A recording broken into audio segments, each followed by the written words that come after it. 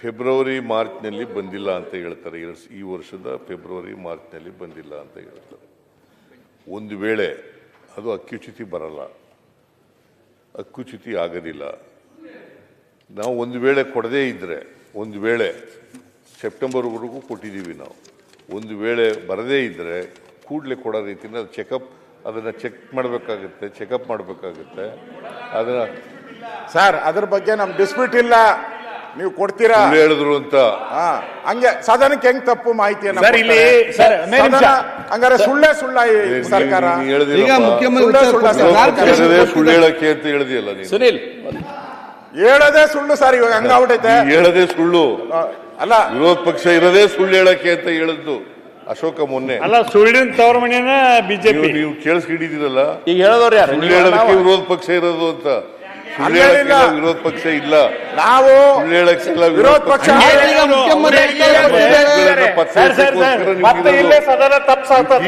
ಈಗ ನೀವು ಕ್ಲಾರಿಫಿಕೇಶನ್ ಕೇಳಿದ್ದೀರಿ, ಮುಖ್ಯಮಂತ್ರಿ ಉತ್ತರ ಕೊಟ್ಟಿದ್ದಾರೆ,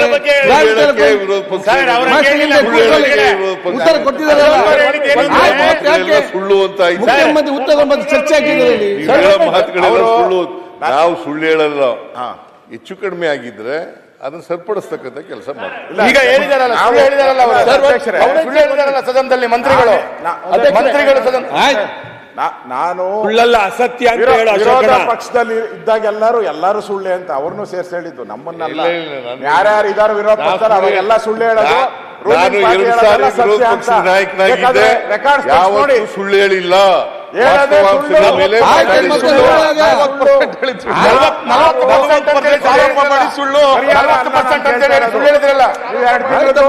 ನೀವೆಲ್ಲ ಯಾಕೆ ನಿಂತಿದ್ದೇವೆ ಮಾತಾಡುವಾಗ? ಕೂಗಲಿಗ ಕೊಟ್ಟಿಲ್ಲ ಅಂತಲ್ಲ ಸುರೇಶ್ ಅವರೇ, ಈಗ 2 ತಿಂಗಳದು ಕೊಟ್ಟಿಲ್ಲ ಅಂತ ನಾವು ಪ್ರಶ್ನೆ ಅಲ್ಲ ಅವ್ರು ಕೇಳ್ತಾ ಇರೋದು. ಅವ್ರು ಹೇಳಿದ್ರು ನಾವು ಕೊಟ್ಟಿಲ್ಲ ಅದಲ್ಲ. ನಾವು ಇಲ್ಲಿ ಈಗ ಅವರು ಸುಳ್ಳು ಹೇಳಿದ್ದಾರೆ, ಇಲ್ಲಿ ನಾನು ದಾಖಲೆಗಳು ಕೊಟ್ಟಿದ್ದೀನಿ. ಯಾರು ಇಲಾಖೆಯ ಮಂತ್ರಿ, ಒಂದೇ ನಿಮಿಷ ಸರ್, ಯಾಕೆ ಒಂದ್ ಸ್ವಲ್ಪ ನಮ್ ಕಡೆನೂ ಗಮನ ಕೊಡಿ, ಬಿರಿ ಆ ಕಡೆ ಅದೇ ಮಾಡ್ತಿದ್ದಿಲ್ಲ. ಸ್ವಲ್ಪ ಕ್ಲಾರಿಫಿಕೇಶನ್ ಕೇಳಿದ್ದೀರಿ, ಉತ್ತರ ಕೊಟ್ಟಿದ್ದಾರೆ. ಮಂತ್ರಿಗಳು ಮಾತಾಡ್ದ ಹೇಳಿದ್ರಲ್ಲ, ಕೊಟ್ಟವ್ರ ಮೇಲೆ ಈಗ ಅಧಿಕಾರಿ ಕೊಟ್ಟಿದ್ದಾರೆ, ನಮ್ಗೆ ಅಧಿಕಾರಿನಾದ್ರೂ ಸಸ್ಪೆಂಡ್ ಮಾಡಿ, ಇಲ್ಲ ಮಂತ್ರಿ ಮೇಲೆ ಆದ್ರೂ ಕ್ರಮ ಆಗ್ಲಿ, ಅಷ್ಟೇ ನಾವು ಕೇಳ್ತಾ ಇರೋದು. ನೀವು ಮಂತ್ರಿಗಳು ನೋಟ್ ಕಳಿಸಿದ್ದಾರೆ, ಅಲ್ಲಿ ಫೈನಾನ್ಸ್ ಬಿಡುಗಡೆ ಮಾಡಿಲ್ಲ ಅಂತ ಕಾಣುತ್ತೆ. ಸ್ವಲ್ಪ ಇದು ಮಾಡಿ ಏನು ಅವರೇ ನಾನು ಆದೇಶ ಮಾಡಿದ್ದೀನಿ ಹೇಳಿದ್ರು, ಮಂತ್ರಿಗಳು ನಾನು ಆದೇಶ ಮಾಡಿದ್ದೀನಿ ಹೇಳಿದ್ರು. 1 ಲಕ್ಷ ನೀವು ಮೋಹನ್ ರೆಡ್ಡಿ ಅವರೇ, ಅಧ್ಯಕ್ಷೆ ಅಧ್ಯಕ್ಷೆ, ನಂದು ಕಳಕಳಿ ಏನಂತ ಕೇಳಿದ್ರೆ, ಶಿವಲಿಂಗೇಗೌಡ್ರೆ ಒಂದ್ ನಿಮಿಷ. ಶಿವಲಿಂಗೇಗೌಡ್ರೆ ಸರ್, ಮಾನ್ಯ ಅಧ್ಯಕ್ಷೆ, ನೀವು ಸಭಾಪೀಠದಿಂದ ನಮ್ಮ ರಕ್ಷಣೆಗೆ ಬರಬೇಕು, ಸದಸ್ಯರ ರಕ್ಷಣೆಗೆ. ನಾವು ಈ ಸದನವನ್ನ ಅತ್ಯಂತ ಗಂಭೀರವಾಗಿ ತೆಗೆದುಕೊಂಡಿದ್ದೀವಿ. ನೀವು ಪ್ರಶ್ನೋತ್ತರ ವೇಳೆಯಲ್ಲಿ ಸಚಿವರು ಬರಲ್ಲ, ನಮಗೆ ಸಿಗುವಂತ ಒಂದು ಅಪರೂಪದ ಪ್ರಶ್ನೆಯನ್ನು ಕೇಳಿದಾಗ ಸಚಿವರು ಇಲ್ಲಿ ಸಿಗಲ್ಲ, ಉತ್ತರನೂ ತಪ್ಪಾಗಿ ಕೊಟ್ಟಿದೆ ಅಂತಂದಾಗ ಯಾರು ರಕ್ಷಣೆಗೆ ಬರಬೇಕು? ನೀವೇ ರಕ್ಷಣೆಗೆ ಬರಬೇಕಾಗಿರೋದು. ಹಾಗಾಗಿ ಯಾರೋ ತಪ್ಪು ಮಾಡಿದರೆ ಸರಿ ಮಾಡಿದರೆ ಅನ್ನೋಕ್ಕಿಂತ ಹೆಚ್ಚಾಗಿ ಸದನದ ದಿಕ್ಕನ್ನ ಯಾರೂ ತಪ್ಪಿಸಬಾರ್ದು ಅಂತ. ಇದು ಮಾನ್ಯ ಮುಖ್ಯಮಂತ್ರಿಗಳು ಕೊಡಲ್ಲ, ಬಿಡುಗಡೆ ಮಾಡಲಿಲ್ಲ ಅಂತ ನಾನು ಹೇಳ್ತಾ ಇರೋದಲ್ಲ. ನೀವು ಸದನದ ಇರೋದು ಒಂದು ಕ್ವಶನ್, ಅವ್ರಿಗೆ ಮತ್ತೆ ಕ್ವಶನ್ ಬರುತ್ತಾ? ಹಿಂಗಾಗಿ ನೀವು ಸಚಿವರುಗಳು ಇರೋಂಥ ಟೈಮ್ ಟೇಬಲ್ ಸಚಿವರುಗಳು ಬರಲ್ಲ, ಹಾಜರಾತಿ ಇಲ್ಲ, ಇಲ್ಲಿ ಉತ್ತರ ಕೊಟ್ಟಿದ್ದನ್ನ ಉತ್ತರ ಕೊಡಲ್ಲ, ಉತ್ತರ ಕೊಡಿ ತಪ್ಪು ಕೊಡ್ತಾರೆ, ಇದು ಸರಿಯಲ್ಲ. ಅದಕ್ಕೆ ಆ ಪೀಠದಿಂದ ಒಂದು ಎಚ್ಚರಿಕೆ ಕೊಡಿ. ಆಯ್ತು, ಈಗ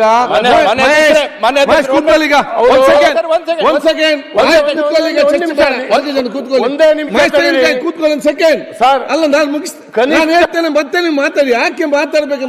ಹಿರಿಯ ಸಚಿವರಿದ್ದೀರಿ, ತಾವು ಹಿರಿಯ ಶಾಸಕರಿದ್ದೀರಿ. ಆಯ್ತು, ಕೂತ್ಕೊಳ್ಳಿ. ನೀವು ಹೇಳಿದ್ರೆ ಅವರು ಈ ರೀತಿ ನಡ್ಸಕ್ಕಾಗುತ್ತಾ? ಆಯ್ತು, ನೀವು ಮೂರು ಜನ ಮೂರು ರೀತಿಯಲ್ಲಿ ಮಾತಾಡ್ತೀವಿ. ಒಂದ್ ನಿಮಿಷ ತಿಳಿದಿದ್ದಾರೆ, ಗವರ್ನೆನ್ಸ್ ತಮ್ಮ ಕೆಲಸ ಅಲ್ಲ, ಆಯ್ತು ಮಹೇಶ್, ಒಂದು ನಿಮಿಷ ಮಾತಾಡ್ತೀನಿ ಮಹೇಶ್, ಒಂದು ನಿಮಿಷ ಆಯ್ತು, ಒಂದ್ ಸೆಕೆಂಡ್.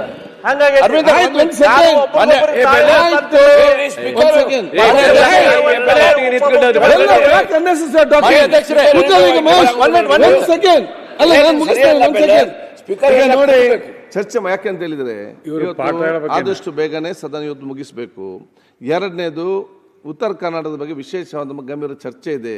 ಅದರ ಬಗ್ಗೆ ಇದೇ ಉತ್ತರ ಕನ್ನಡ ಜನತೆ ಕೂಡ ಡೈಲಿ ಬೆಳಿಗ್ಗೆ ಎದ್ದು ನೋಡ್ತಾ ಇದ್ದಾರೆ ಏನು ಅಸೆಂಬ್ಲಿಯಲ್ಲಿ ನಡೀತದೆ, ಉತ್ತರ ಕನ್ನಡ ಚರ್ಚೆ ಏನು ನಡೀತದೆ, ನಮ್ಗೆ ಏನಾಗ್ತದೆ ಹೇಳಿ ಪ್ರತಿಯೊಬ್ಬರು ಕೂಡ ಅವರ ಮನೆಯಲ್ಲಿ ಅಲ್ಲಿ ಕೂತ್ಕೊಂಡು ಮಾಧ್ಯಮ ಮುಖಾಂತರ ಇವತ್ತು ನೋಡುವಂಥ ವಿಚಾರ ಇದೆ.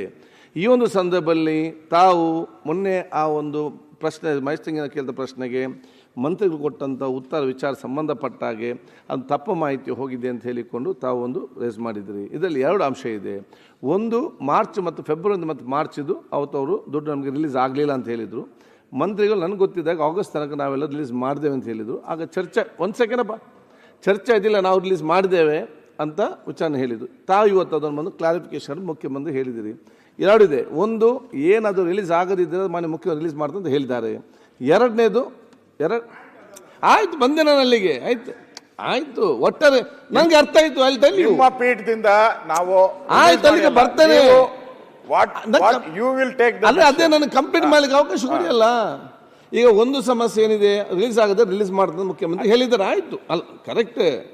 ಎರಡನೇದೇನಿದೆ, ಆ ತಪ್ಪು ಮಾಹಿತಿ ಯಾಕೆ ಬಂತು ನಮಗೆ, ನಾವು ಸದನದ ವಿಶ್ವಾಸ ಇಟ್ಟು ಮಂತ್ರಿಗಳ ಮೇಲೆ ವಿಶ್ವಾಸ ಇಟ್ಟು ನಾವು ಅವ್ರು ಹೇಳಿದ್ದನ್ನು ನಾವು ಕೇಳ್ತೇವೆ, ಅದೇ ನಾವು ಅರ್ಥ ಮಾಡಿಕೊ ಆಯ್ತು ಅಂತೇಳಿ. ಮತ್ತು ಈ ರೀತಿಯ ತಪ್ಪು ಮಾಹಿತಿ ನಮಗೆ ಯಾಕೆ ಸರ್ಕಾರದಿಂದ ಬರ್ತದೆ ಅಂತ ತಾವು ಇವತ್ತು ಕೇಳಿದ್ದೀರಿ. ಇದನ್ನು ನಾನು ಬಹುಶಃ ಮಂತ್ರಿಗಳಿಗೆ ಚರ್ಚೆ ಮಾಡಿಕೊಂಡು ಸೋಮವಾರ ಚರ್ಚೆ ಮಾಡಿಕೊಂಡು ಅದಕ್ಕೊಂದು ಪರಿಹಾರ ಕಾಣುವ ಕೆಲಸ ಖಂಡಿತವಾಗಿ ಮಾಡಿ ಇನ್ನು ಮುಂದೆ ಈ ರೀತಿ ಆಗಿರುತ್ತೆ ನಾವು ನೋಡಿಕೊಳ್ತೇವೆ. ಈಗ ಉತ್ತರ ಕನ್ನಡ ಬಗ್ಗೆ ಮತ್ತೆ ಏನಂತಕ್ಕೆ ಯಾಕೆ ಆಯ್ತು ಮುಗೀತಾರೆ, ಬರೀ ಮಾತಾಡಬೇಕು ಮಾತ್ರ ಆಗ್ತದ? ಆಯ್ತು ಇದು ಮುಗೀತು. ಮತ್ತೆ ಬೇರೆ ಸಬ್ಜೆಕ್ಟ್ ಕೇಳಿ ಕೊಟ್ಟಿದ್ದಾರೆ. ಇದು 5,000 ಮುಗೀತಲ್ಲಿ 2 ತಿಂಗಳಿಗೆ 5,000 ಕೋಟಿ ಮಾತಾಡಬೇಡಿ, ಹೇಳಿ ಮುಗಿದಾಗಿದೆ. 5,000 ಕೋಟಿ ಈಗ ಮುಖ್ಯಮಂತ್ರಿ ಹೇಳಿದ್ದಾರೆ ಆಯ್ತು ಮಹೇಶ್. ಈಗ ಸೋಮವಾರ ಕ್ಲಾರಿಫಿಕೇಶನ್ ಕೊಡ್ತೀರಿ ಬಗ್ಗೆ ಬಹಳ ಜನ ಮಾತಾಡ್ಲಿಕ್ಕಿದ್ದಾರೆ. ನೀವು ಬೇರೆಯವ್ರಿಗೆ ಹೇಳೋ ಮುಂಚೆ ನೀವು ಕೂಡ ಸರಿ ಇರಬೇಕಲ್ಲ. ಸ್ಪೀಕರ್ ಅವರು ಬಹಳ ಸ್ಪಷ್ಟವಾಗಿ ಹೇಳಿದ್ದಾರೆ, ನೀವು ತಪ್ಪು ಹೇಳಿದಿರೋ ಅವ್ರು ತಪ್ಪು ಹೇಳಿದಾರೋ ಅಂತ ಗೊತ್ತಾಗಬೇಕು ಅಂತ. ಇನ್ನೊಂದು ಸಾರಿ ಈ ಥರ ಆಗದೇ ರೀತಿಯಲ್ಲಿ ನೋಡ್ಕೊಳ್ತಕ್ಕಂಥ ಕೆಲಸ ಮಾಡ್ತೀವಿ ಅಂತ ಹೇಳಿದ್ದಾರೆ. ಸೋಮವಾರ ಅವ್ರ ಕೈಲಿ ಉತ್ತರ ಕೊಡಿಸ್ತೀವಿ ಅಂತ ಹೇಳಿದ್ದಾರೆ, ಕ್ಲಾರಿಫಿಕೇಶನ್ ಕೊಡಿಸ್ತೀವಿ ಅಂತ ಹೇಳಿದ್ದಾರೆ. ಮತ್ತೆ ಚರ್ಚೆ ಯಾಕೆ ಮಾಡೋದು? ಓಕೆ, ಈಗ ಉತ್ತರ ಕನ್ನಡ ಬಗ್ಗೆ ಚರ್ಚೆ 2-3 ಜನ ಮಾತಾಡಿದ್ದಾರೆ. ಒಂದು ಮಾತು ಸುರೇಶ್ ಅವ್ರು ಮಾತ್ರ ಮುಂಚೆ ನಮ್ಮ ಅವ್ರಿಗೇನ ಡೆಲ್ಲಿಯ ತೀರು ಹೋಗಿದ್ದು ಹೋಗ್ತಾರಂತೆ ಯಾರು ನಮ್ಮ ಹಿರಿಯರು BR ಪಾಟೀಲ್ ಅವರು ಒಂದು ಮತ್ತೆ ಕೊಡ್ತಾರೆ. BR ಪಾಟೀಲ್ ಮಾತಾಡಿ ನೆಕ್ಸ್ಟ್ ಸುರೇಶ್ ಅವರು ಮತ್ತೆ SK ಪಾಟೀಲ್ ಅಭಿಪ್ರಾಯ. ನಿರ್ಭೀತ, ನಿಷ್ಪಕ್ಷಪಾತ, ವಿಶ್ವಾಸಾರ್ಹ ಸುದ್ದಿಗಳಿಗೆ ಮತ್ತೊಂದು ಹೆಸರಾಗಿರುವ ನ್ಯೂಸ್ 18 ಕನ್ನಡ ಈಗ ಆಪ್ನಲ್ಲೂ ಲಭ್ಯವಿದೆ. ದಯವಿಟ್ಟು ಇಲ್ಲಿರುವ QR ಕೋಡ್ ಸ್ಕ್ಯಾನ್ ಮಾಡಿಕೊಂಡು ಆಪ್ ಡೌನ್ಲೋಡ್ ಮಾಡೋದಕ್ಕೆ ಮರಿಬೇಡಿ. ನಿಮ್ಮ ಬೆಂಬಲ ಹೀಗೆ ಸದಾ ನಮ್ಮೊಂದಿಗಿರಲಿ. ಧನ್ಯವಾದ.